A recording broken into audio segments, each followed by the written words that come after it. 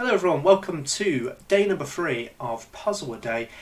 This is another really lovely puzzle, a checkmate in 2 problem. See if you can solve that. Allow you to pause the video. So the solution to this one is white to move and checkmate in 2. See if you can solve it.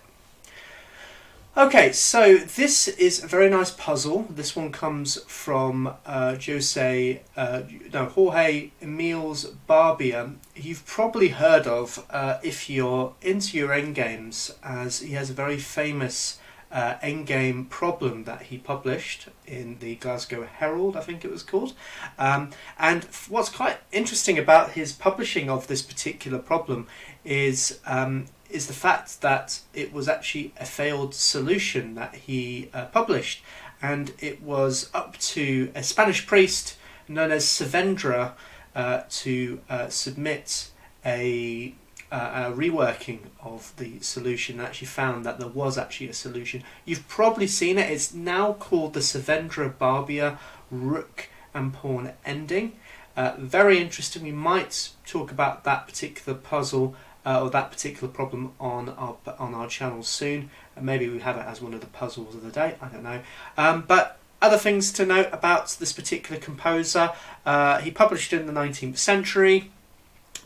He was actually a French teacher in Yorkshire. Before moving up to Glasgow, he became the president of the Glasgow Chess Club and winning the Scottish Chess Championships in 1886. He actually eventually died in 1895. He caught flu, went back home to his birthplace in France, and he then died when he went back to France. So that's really all I have about this particular composer. So here we have this position: white to move, checkmate in 2. So it's a pretty difficult one, this one. White has got loads and loads and loads of good pieces here, but there's an issue. How does he checkmate the black king? Okay, so the first thing to note in this position is the fact that this black knight is pinned currently by the rook. So that's quite a key thing in this solution. Number 2, where can black go to? Well, he has got, at the moment, 2 flight squares. These 2 flight squares are being covered by the queen, and these 2 are being covered by the knight and the pawn here. Okay, so he's got these 2 flight squares. So it's a bit of a tricky one. You know, he's got, as I say, he's got all these lovely pieces. So how does he find the really nice, quiet move? Because checks like this sort of stuff doesn't work. The king has always got this really annoying escape onto e3. The same if, let's say, if we try and, I don't know, we just try and do a waiting move like this. This comes with a check. The king can just keep running away to c4. And there's no good ways of getting checkmate. The king always gets out. This is actually, in fact, a checkmate in 3, but it's not a checkmate in 2. So other things that don't work in this position, again, if you're looking at some of the knight moves that look very tempting, if, let's say, we move our knight to d3, again, the king runs to e3. It's going to escape down this way, and there's going to be no checkmate in sight. So the solution to this one is, I have to say, pretty crazy. It's pretty crazy because it's just really lovely. It's a really lovely solution, and it's the quiet move. And you won't believe this one. It's queen to a2. So quiet, this move, but it's a very important move to be able to win this. Okay, so let's go through all of the solutions here. So we'll start with king to c4. So king to c3. Sorry. So obviously there's only king moves here. Then this knight can't move because of the rook once again. So we'll start with king to c3.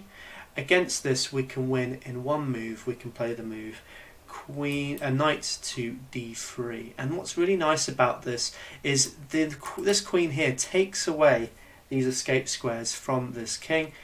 This king can't go back because of the bishop, and obviously this knight defends this square and the queen defends this square here. So this is checkmate. What other moves can black do here? If he goes to c5, we have queen to c4. This is checkmate. We're now using this knight. You know, you might think this knight was completely pointless in this position. In actual fact, it was also helping in the mate there. So that's why that knight is there. Okay, what else can black do here? If he goes to e3, and this was the thing that kept thwarting our solutions. Well, here we can actually deliver mate now with knight to d1. And what is amazing about this is because we put our queen onto a2, which we don't think is a pretty good move, well, it now defends this pawn.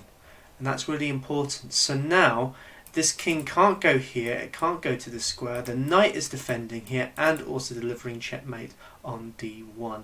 Very nice. This bishop, of course, hitting along here, and the rook defending this square, the pawn defending these two squares.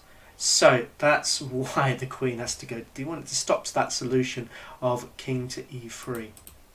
A last move that black can do in this position is king to e5. Against this, we can actually now do checkmate with knight to d3.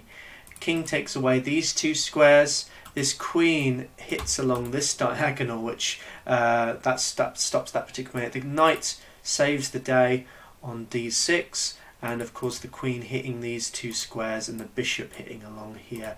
The rook and the knight defending on f4. Ooh.